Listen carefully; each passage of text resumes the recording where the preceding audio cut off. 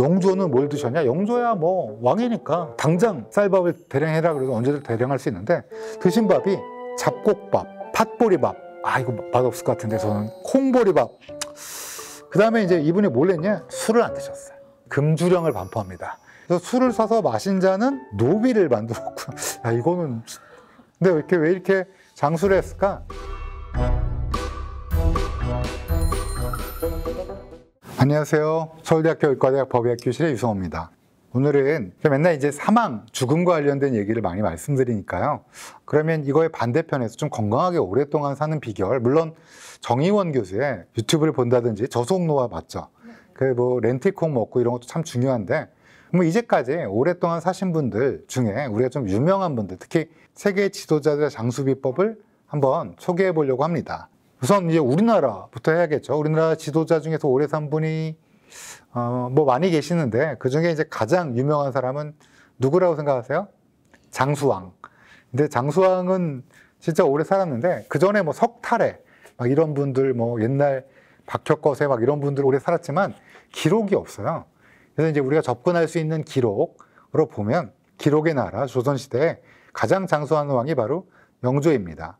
영조는 21대 왕이죠.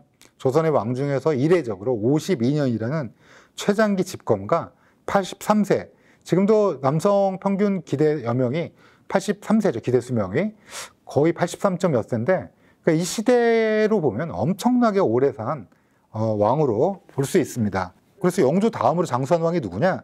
태조 이성계가 74세고요. 고종이 68세, 광해군이 67세, 광해군은 오래 살았죠? 그 다음에 정종 63세입니다. 사실 83세는 좀 독보적으로 오래 산 거야. 태조 이성계 같은 경우는 뭐 아시다시피 무관이었잖아요. 그러니까 뭐 여진족 때려잡던 막 이러다 뭐 어마어마한 신체, 대한민국 역사상 가장 소드마스터가 누구냐? 척준경과 함께 무력으로 1, 2위를 다춘다는 그런 분이라서 당연히 뭐 운동도 많이 하셨을 거고, 그러니까 74세 뭐 안타깝지만 지금 기준으로는, 근데 그때로는 오래 산 건데 83세는 이분 도대체 뭐 했을까? 뭐 이런 생각이 들죠.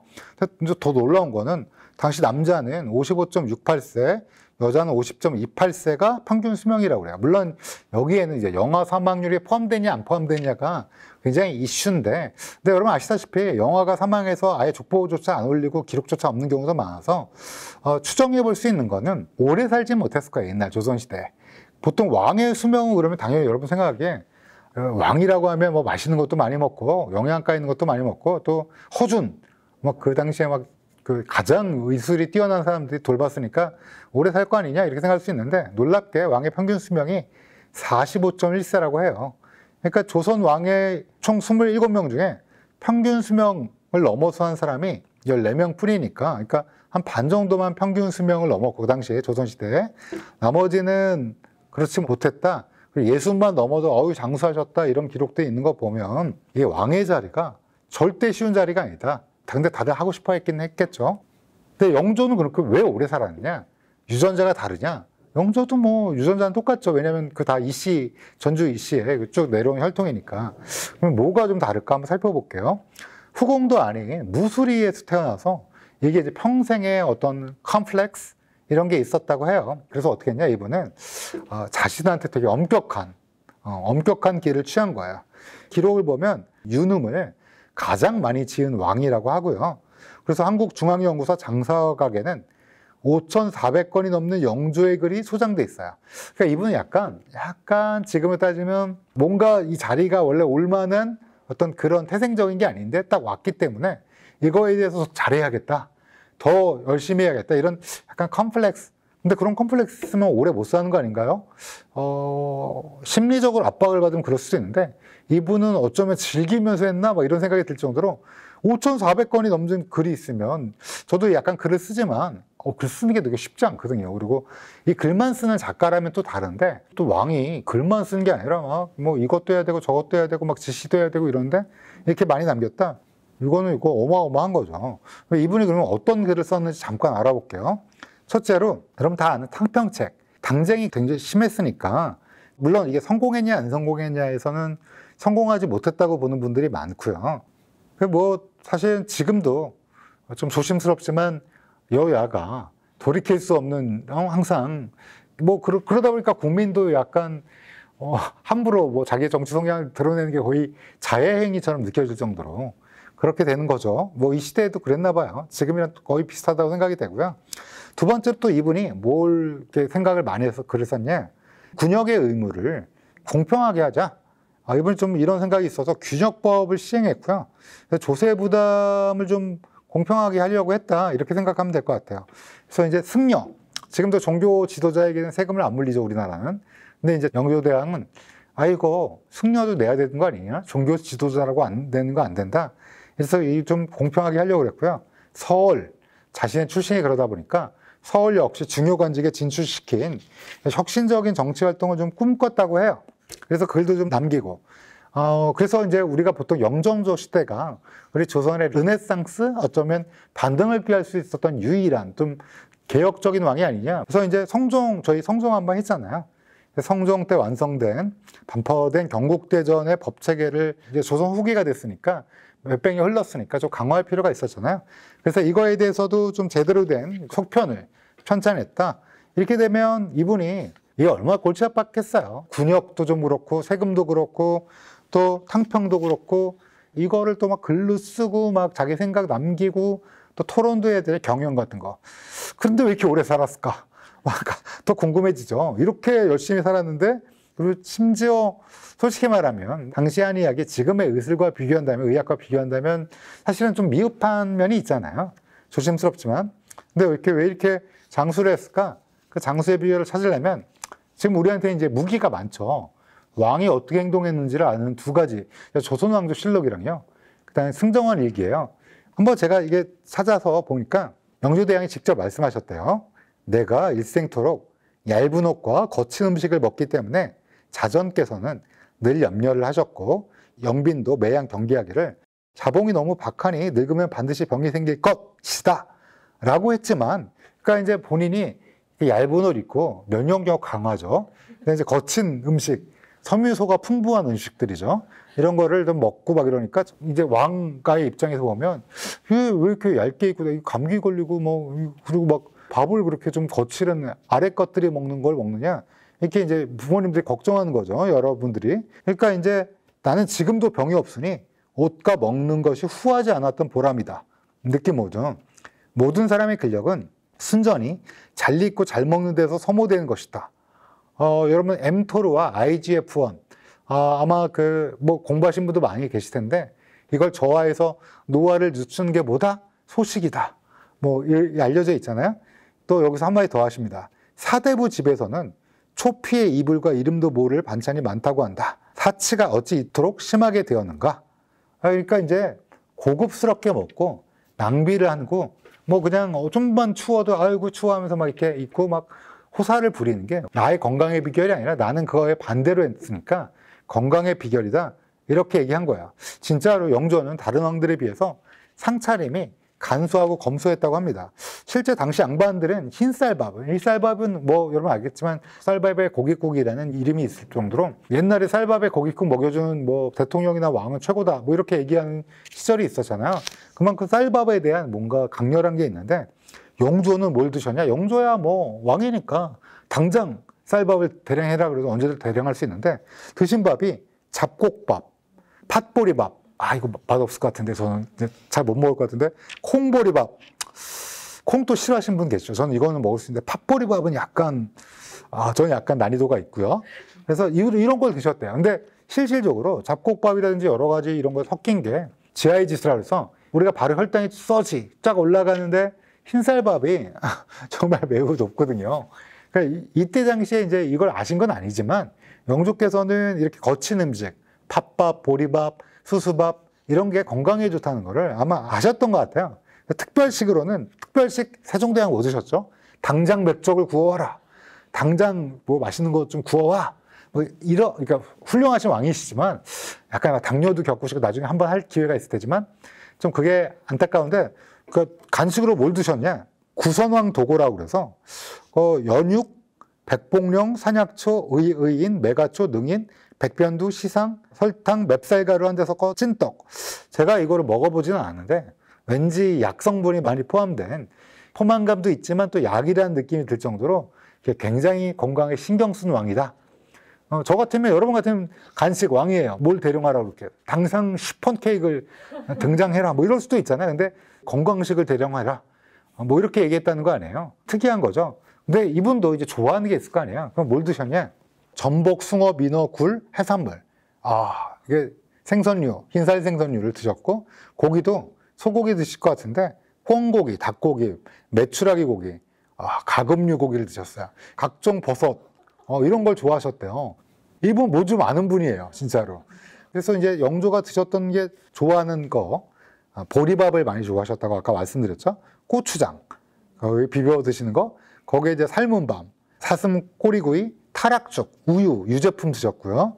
그 다음에 소나무 줄기와 이거 마디를 이렇게 잘라서 오가피 웃을 넣고 끓인 건강차, 이런 것들을 좋아하셨다고 그래요.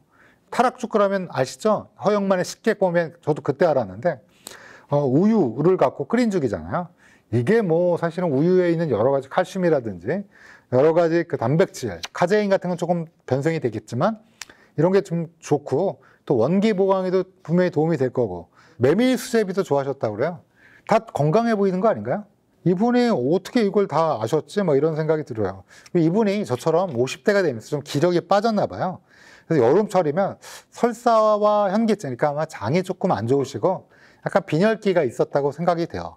근데 이랬을 때 이분이 뭘 드셨냐? 고추장을 좋아하셨다고 그래요. 물론 고추장은 여러분 잘 아시다시피 임진왜란 때 고추가 우리나라에 들어오면서 고추장이라는 게 이제 보편화됐죠. 물론 고추장에서 조금 말씀드리면 순창고추장 뭐 이런 거, 이게 이제 조정부 조씨가 순창조씨인데, 이때 이제 순창에서 이제 고추장을 만들어 갖고, 순창고추장이 지금도 순창에 가면 막 항아리 어마어마하게 있는 고추장 있잖아요. 이걸 또 이제 우리 영조대왕께서 이 고추장을 또 좋아하셨다. 그러니까 미식가에다가 적절하게 소식가에다가 몸에 좋은 것만 드셨다. 그리고 이분이 또 안 드시는 게 있었어요. 이게 중요하죠. 좋은 거 드시는데 또 나쁜 걸 먹으면 또 몸에 안 좋잖아요. 이분이 안 드시는 거는 기름에 튀긴 조리법으로 만든 거는 별로 안 좋아하셨대요. 삶거나 구운 음식을 좋아하셨고요. 그러니까 비정제 곡물을 먹는데 여기에다가 찬단제 맞췄고 또 튀김을 안 드신다. 이분 도대체 뭔가? 뭐 이런 생각들을 들어요. 그리고 결정적인 게, 여러분 아시겠지만 왕은 뭐 밤에까지 늦게까지 막 정사를 보시느라고 하루에 5끼를 먹었다. 제가 성종 때 말씀드렸는데요. 그래서 이제 과식하죠. 근데 운동할 시간 없고, 근데 놀랍게 영조는 하루에 3번으로 줄였대요.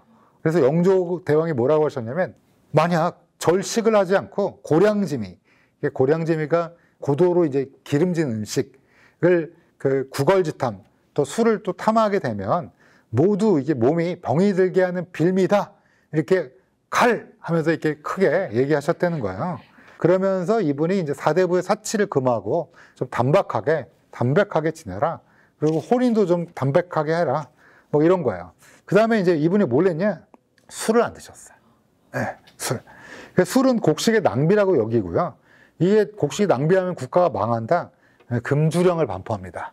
그래서 제사에 여러분 아시다시피 맑은 술을, 우리가 그 막걸리 만들면 위에 뜨는 청수 있잖아요.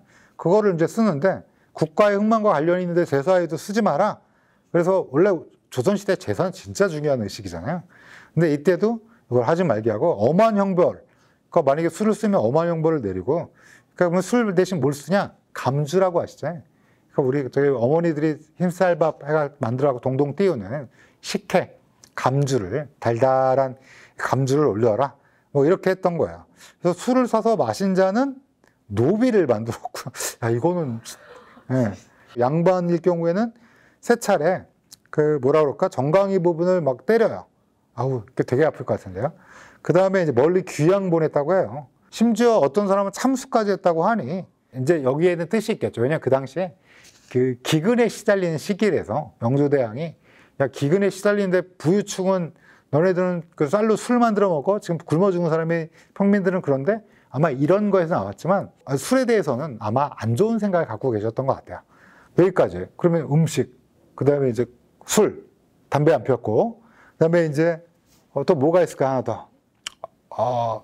운동 전에 이분이 이제 의료진을 이제 자주 만난 거예요. 재위 52년 하셨는데 내의원에서 7,284회나 받았대요. 그러니까 한 달 평균 11.7회. 그러니까 2, 3일에 한 번씩 이제 검진 받는 거야. 왕이면 원래 그래야 되는 거 아닌가? 아니, 이불이 유독 많아요. 그러니까 이제, 야, 나 몸 안 좋아. 설사해. 나 배가, 야, 타락죽 좀, 의원 좀 불러. 막 이러면서 이걸 했다고 하고, 이분이 또 결정적인 게 수면을 일찍 자고 일찍 일어나는, 원래 왕들은 숙종 같은 경우는 막 밤에 야행도 다니고 막 성종은 늦게까지 막 하고 술자리를 하고 막 정조도 막 술 좋아하시고 담배 좋아하시고 막 늦게까지 그리고 막 이러시잖아요. 근데 이제 영조는 야, 술 마시지 마. 야, 일찍 자자. 일찍 깨워. 그다음에 일찍 주무시고 야, 밥은 야, 거친 밥으로 해줘. 그다음에 이제 야, 고기 좀 땡긴다. 가금류나 저기 행선 좀 구워. 그리고 좀 조금 드시고 야, 입맛이 없어. 의원 불러. 그다음에 이제 고추장에 비벼 먹고. 그래서 이분을 보면 왜 오래 살 수밖에 없나? 건강하게. 또 제일 중요한 게 있어요. 일단 여러분 나이가 들면서도 총명하고 오랫동안 살려면 뭘 해야 돼요? 일을 해야 됩니다. 이분은 언제 정년이에요? 정년이 없는 직업이에요. 네. 그래서 70세가 넘어서도 이제 신하들 불러갖고 좋았겠죠. 야, 내가 한마디 할게. 니네들 요즘 왜 이러냐? 야, 내 밑에 다 모여. 그래갖고 막, 야, 내가 말해 요즘 니네 빠져갖고 막 이렇게 얘기해도 전혀 문제가 없는 왕이라 이것도 이분이 이제 오래 사는데 유리한 게 아닐까. 그럼에도 불구하고 이분도 역시 궁궐을 나가서 더 백성을 만나기도 하고 또 이런 걸 보면 액티브한 사람이었다. 결론적으로는 정리해 볼게요. 첫 번째, 식생활. 지금도 하기 어려운 식생활. 그리고 더더군다나 왕인데 지금 여러분 만약에 왕과 비견될 수 있는 게 아주 부자다. 뭐 마음대로 사 먹을 수 있다 그러면 뭐야?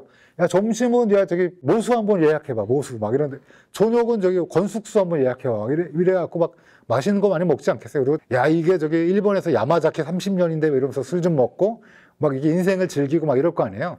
이분은 그런 위치인데 단박하게 식사를 하시고 술 안 드시고 수면을 어마어마하게 다른 왕과 달리 이렇게 하시고 담배 안 피고 또 뭐 했어요? 액티브하게 일하신 거야.